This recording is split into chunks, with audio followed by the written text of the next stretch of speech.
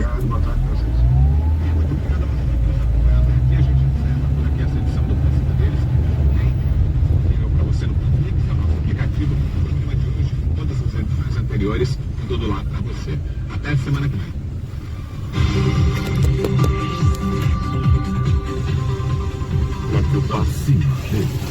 Jovem Pan. E aí, pessoal, aqui é Denise Campos de Toledo, do Jornal Jovem Pan e Economia em Foco. Você já tem a Panflix, a TV da Jovem Pan de graça na internet? Mortuário, caixão, a preparação do corpo, o traslado do corpo para o local. Do discurso do PT lá no segundo turno, antes do segundo turno das eleições de 2018, se posicionando, tentando fazer o partido entender o que acontecia na periferia. Eles entendem exatamente o que acontece. A emoção do futebol na Jovem Pan.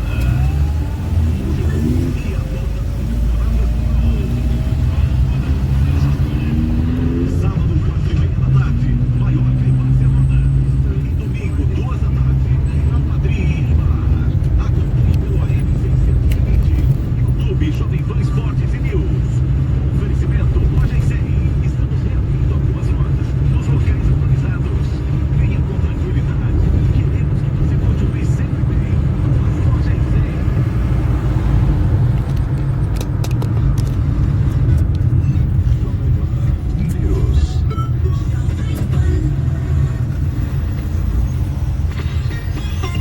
Jovem Pan está com você em todos os lugares e em todos os momentos. Ao longo do dia, nossos repórteres não deixam escapar nada.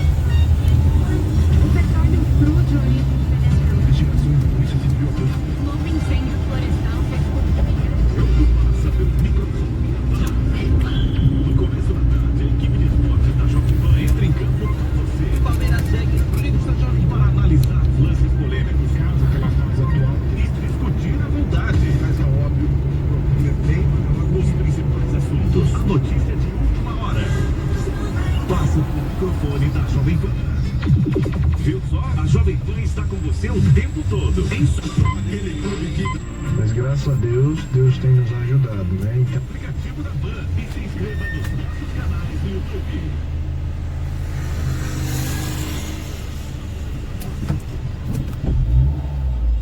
Americana S.A.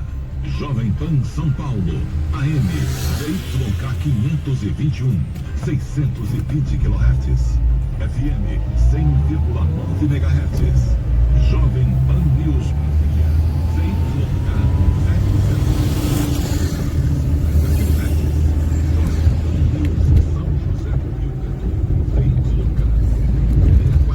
900 e mais de 100 afiliadas em todo o Brasil.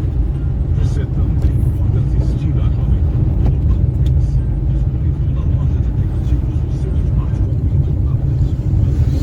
Jovem Pan. Jovem Pan, a rádio que virou TV.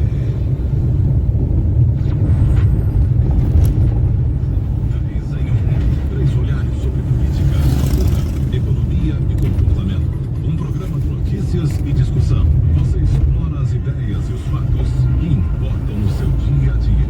E visita os bastidores da informação. 3 em 1, aqui na Jovem Pan.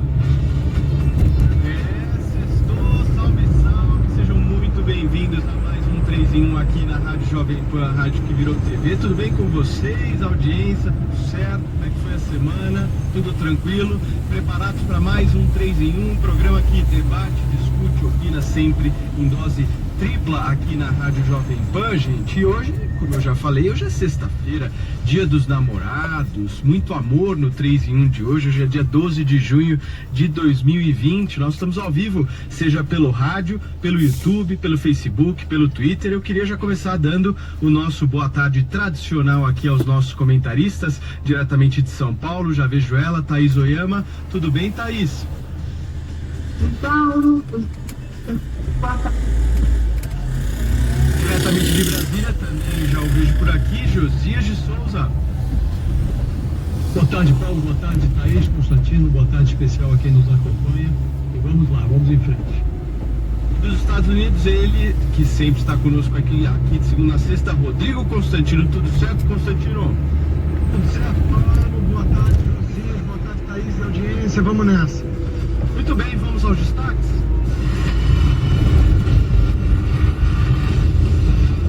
O presidente Jair Bolsonaro revoga a medida provisória 979 que permitia que o ministro da Educação, Abraham Weintraub, escolhesse reitores temporários para as universidades e institutos federais. Bolsonaro pede que apoiadores invadam unidades hospitalares dedicadas ao combate contra o coronavírus e filmem a ocupação dos leitos. Além disso, gente, o 3 em 1 também destaca que o deputado Fábio Faria soltou uma nota na qual diz ter sido aliado do PT no passado, mas que também votou a favor do impeachment de Dilma Rousseff em 2016. Esses são alguns dos destaques do 3 em 1 que já está prestes a começar, mas antes, como sempre, eu aviso aqui, você que nos acompanha pelas redes sociais, se vocês quiserem participar do nosso programa, é muito fácil, basta utilizar a hashtag 3 em 1. São 5 horas e 3 minutos, o 3 em 1 tá no ar. 3 em 1.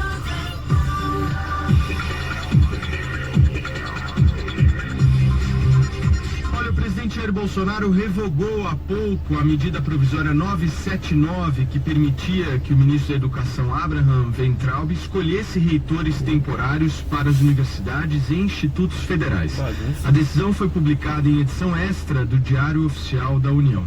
O presidente do Senado, Davi Alcolumbre, já havia avisado que iria devolver ao governo federal a medida provisória. Alcolumbre anunciou a decisão por meio do Twitter. Na prática, o expediente de devolução anularia os efeitos da MP assinada pelo presidente Jair Bolsonaro, que havia sido publicada no Diário Oficial da União, já que implica na não tramitação do texto no Congresso. Produção, temos o tweet por aí.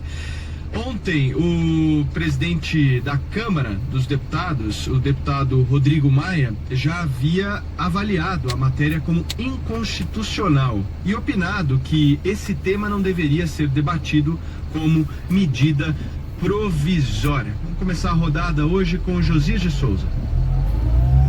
O presidente Bolsonaro revogou por pressão uma medida provisória que ele não deveria ter editado por opção. O senador Davi Alcolumbre, que acumula as funções de presidência funcionários do Congresso, providenciou um funeral padrão Covid-19 para essa medida provisória.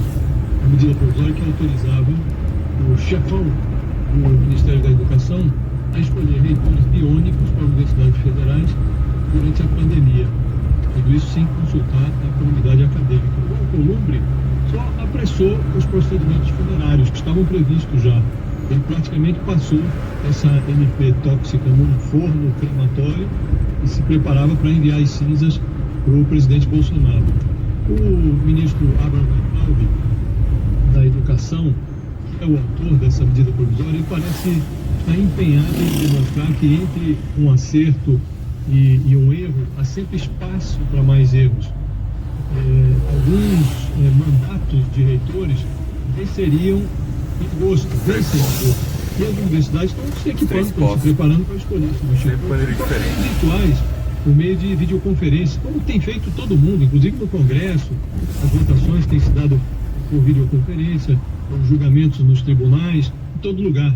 Essa interferência do MEC não fazia sentido, ela não tinha outro propósito senão o de permitir ao ministro Weintraub que plantasse nas universidades interventores do MEC. O problema é que a Constituição brasileira consagra o princípio da autonomia universitária. Se o ministro não gosta desse princípio, precisa mudar a Constituição. O governo já tinha tentado subverter essa autonomia por meio de uma outra medida provisória, que perdeu o prazo de validade, porque os parlamentares decidiram que nem iam votar. Os deputados e senadores ignoraram a medida provisória do ministro. E ela perdeu o prazo de validade. Portanto, o ministro, o presidente que assinou a medida provisória, ambos sabiam que a reiteração desse erro era um flerte com o vexame que está ocorrendo agora. O Bolsonaro ainda não percebeu, mas o governo dele melhoraria bastante se de repente baixasse no Ministério da Educação uma epidemia de ridículo. Mas para que esse milagre acontecesse, seria preciso que se abatesse antes sobre o Palácio do Planalto um surto de sensatez. O ministro Weintraub ele é um soldado do presidente Bolsonaro. Ele comanda o MEC como se estivesse comandando uma guerra ideológica. A cada torpedo que o ministro dispara, o país lamenta a falta que faz o ministro da Educação. Thaís Oyama. Vai atravessar aqui. Pois é, Paulo, foi um gesto político importante essa devolução da medida provisória, pela raridade com que esse tipo de coisa acontece, né? Isso só aconteceu 4 vezes na história desde o governo Sarney. O Congresso devolveu ao Executivo uma medida provisória sem nem apreciá-la. Então, foi um gesto feito sob medida também para soar como uma decisão altiva do Congresso, do presidente do Senado, em defesa da autonomia, sobretudo das prerrogativas do legislativo. Foi um discurso político feito para soar como uma administração positiva do presidente Bolsonaro.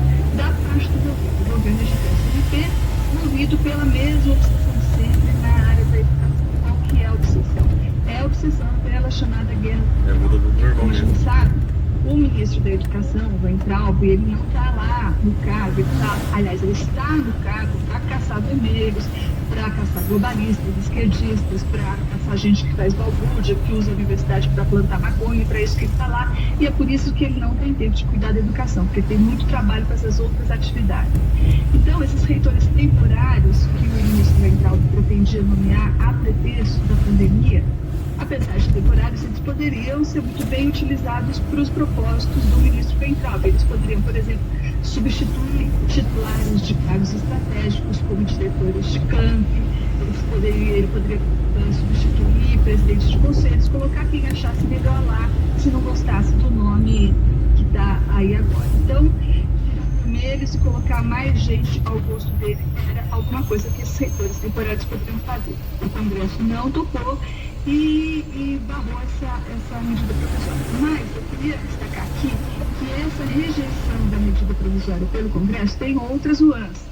Por exemplo, a primeira é, o ministro Weintraub, de fato, é muito mal visto no Congresso, porque publicamente, ele não pede uma oportunidade de desancar a liderança do Congresso, embora nos bastidores ele caminha aos acordos que o chefe dele faz com o Centrão. Mas publicamente ele fala no Congresso, então, nesse sentido, o presidente do Senado e os congressistas que apoiaram vão sentir aí um saborzinho de vingança quanto à devolução do MP. A segunda nuance é que o presidente do Senado, Davi Alcolumbre, que sempre foi mais próximo do presidente Bolsonaro do que o presidente da Câmara, o Rodrigo Maia, o presidente Alcolumbre, ele já admitiu que está interessado em renovar o mandato dele como presidente do Senado por mais 2 anos.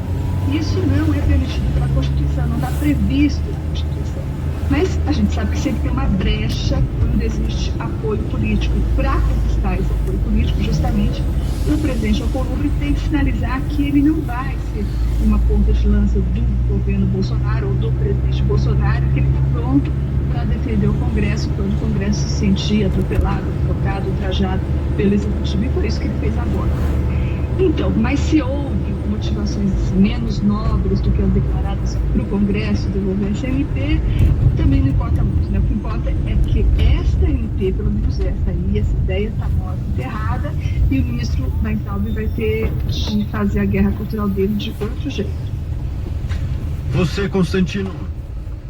Paulo, eu acho que esse caso todo é muito interessante para uma reflexão sobre fins e meios, né? Porque eu sempre deixei muito claro aqui que eu acho um tanto bizarro, para dizer o mínimo, as pessoas que negam o aparelhamento ideológico nas universidades federais.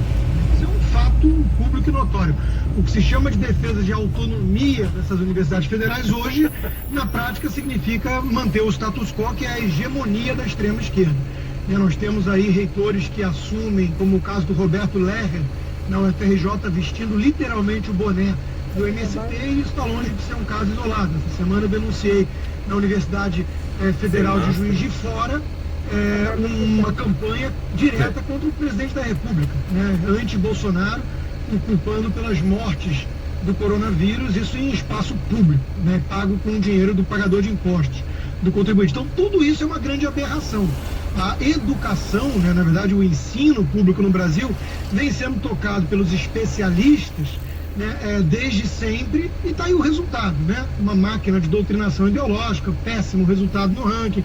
O Brasil nunca entra nas 200 mais importantes universidades do mundo, às vezes a USP entra e sai, né? E na área de humanas a gente sabe que virou isso aí mesmo, apologia black bloc, petismo, PSOL, daí para baixo. Então é um negócio muito grave. E o governo vem tentando mudar. Aquela história da lista tríplice, ele já rejeitou, ele não segue. Então, dentro do que for possível fazer, o governo Bolsonaro está determinado a mudar esse quadro, e é uma guerra que vale a pena ser lutada. O ministro Weintraub, nos bastidores, em reuniões fechadas que não deveriam ir a público, ele deixa muito claro isso, né? O compromisso com a liberdade e o ataque ao establishment, a podridão que ele encontrou em Brasília. Isso não era dito para consumo externo. Só que, por outro lado, os meios importam, né? Então, eu critiquei aqui o casuísmo dessa medida, aproveitar uma pandemia para tentar estancar a hegemonia de esquerda nas universidades. Isso não é o caminho adequado, né? Então, eu aplaudo a tentativa do governo de comprar essa guerra, mas eu não vou aceitar todos os métodos, né? Assim como me preocupa também os métodos usados pelos inimigos. Como a Thaís lembrou, essa prerrogativa só foi utilizada 3 vezes antes, desde 88. Uma com Sarney, uma com Lula e uma com Dilma. Né? Você devolver a medida provisória antes mesmo de avaliar, isso é algo preocupante. Será que não vão deixar mais o governo governar? Né? Medidas provisórias em excesso incomodam, mas é um mecanismo que o nosso hiperpresidencialismo vem encontrando, infelizmente. Então nós temos aí decisões sobre munição que são na canetada, nós temos a questão do IFAM, da Polícia Federal, tem várias medidas que chamam a atenção, onde o poder judiciário muitas vezes está querendo invadir os demais poderes, ou o próprio poder legislativo está querendo também assumir o papel do poder executivo. Nada que isso é saudável. O Brasil não precisa de harmonia entre os poderes, eu volto a repetir isso. O Brasil precisa de independência entre os poderes e respeito à esfera de cada um. Nós não estamos vendo muito bem isso acontecer, e muitos fazem vista grossa, porque afinal de contas estão atacando o meu inimigo, que não são meus amigos. Eu não gosto desse tipo de postura. Eu acho que temos que atacar e condenar os meios quando eles esgarçam as instituições. Olha, gente, seguindo aqui no 3 em 1, o presidente Jair Bolsonaro, naquela live semanal que ele faz todas as quintas-feiras, realizada ontem, pediu que apoiadores invadam unidades hospitalares dedicadas ao combate contra o coronavírus e filmem a ocupação dos leitos. Produção, a gente tem esse trecho separado? Para nós, é bom você fazer na pontaria, tem um hospital de campanha perto de você, tem um hospital público, né? Arranja uma maneira de entrar e filmar. Muita gente está fazendo isso, mas mais gente tem que fazer para mostrar se os leitos estão ocupados ou não, né? Se os gastos são compatíveis ou não. Isso nos ajuda. Tudo que chega para mim nas redes sociais, e encaminha para... Pois é, a entrada em unidade de saúde sem autorização não é permitida. O gesto, além de constranger os pacientes, coloca o visitante em risco de contaminação, sobretudo em meio à pandemia de Covid-19. As autoridades de saúde têm recomendado que as pessoas evitem unidades hospitalares para evitar justamente o contágio. Sem mostrar provas, Bolsonaro disse que chegam ao governo federal informações de que o número total de mortes está inflado e de que muitas pessoas morrem por outros motivos, mas que seus atestados de óbito incluem o coronavírus como causa. Vou continuar com você, Thaís Oyama. Ele falou assim, arranja uma maneira de entrar e filmar, né? O presidente se supera a cada dia, Paulo, quando a gente pensa que o máximo de irresponsabilidade que ele conseguiria chegar era estimular as pessoas a furar a quarentena, se expor ao contágio, ou mesmo ele, que admitiu desconfiar já ter sido contaminado, sair para as ruas e cumprimentar velho, criança e tudo mais. Quando a gente pensa que isso chegou ao máximo, ele vem e sai com essa, né?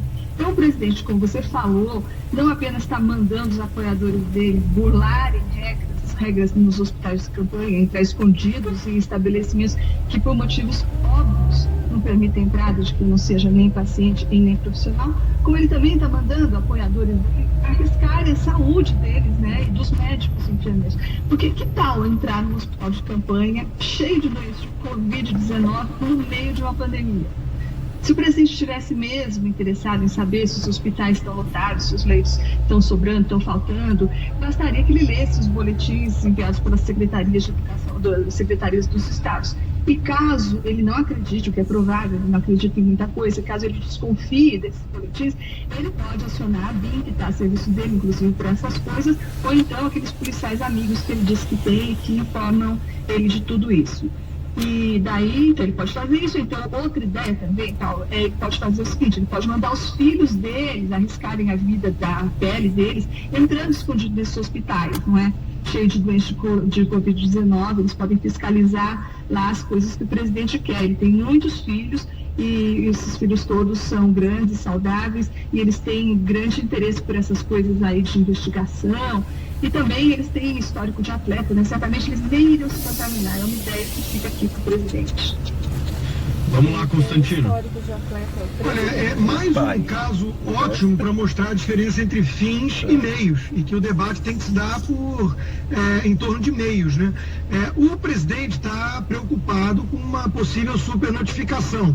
Ele tem algum ponto. Circularam imagens de alguns desses hospitais de campanha vazios. Ele também está preocupado com a história de corrupção.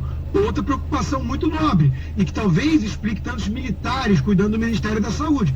O Covidão vem aí, já tem alguns governadores encalacrados, já tem MP em Santa Catarina, já tem denúncia e inquérito aberto no Pará e por aí vai. Então a pandemia serviu como pretexto para uma farra, assim, desses governadores e alguns prefeitos, e eles vão ter que se ver com a justiça. Tem uma reportagem publicada na noite de ontem no UOL, ligada à Folha de São Paulo, né? Fonte insuspeita, dizendo que o infectologista Roberto Badaró estima na Bahia que pode ser até 40% de caso de óbito considerado Covid que não seja de caso efetivamente Covid, porque tem apenas 3 opções lá para marcar e ele mesmo está perplexo com isso, né? Tem que averiguar. A verdade é essa, porque tem questão de plano de saúde que pode ter ressalvas se for pandemia e não ter que pagar. Tem essa questão de governadores e prefeitos terem interesse em canalizar mais recursos e para isso precisa inflar o número. Ninguém sabe direito. Então a preocupação do presidente é legítima e eu diria até nobre. O meio que ele recomenda é inaceitável. Inaceitável. O presidente da República não pode estimular cidadãos a entrarem da forma que for em hospitais de campanha. Isso é ilegal, isso é perigoso, isso é inconsequente. O presidente peca e peca muito ao dar um conselho esdrúxulo desses. Então não dá para defender uma coisa dessas, por mais que eu e milhões de brasileiros queiramos que de fato seja investigado mais a fundo tudo isso que está sendo feito. Então, uma coisa não inviabiliza a outra. E esse é o problema do debate no Brasil muitas vezes. Ou você compra o pacote completo, ou você tem que ser contra tudo. Não, eu sou a favor da preocupação que o presidente tem e acho que tem que ser investigado. Agora, esse não é o caminho. Vamos lá, Josias. Um sujeito que invade uma UTI hospitalar, sujando um ambiente que precisa ser asséptico, ele é um irresponsável. Além de irresponsável, é um imbecil, porque está correndo o risco de ser infectado pelo coronavírus.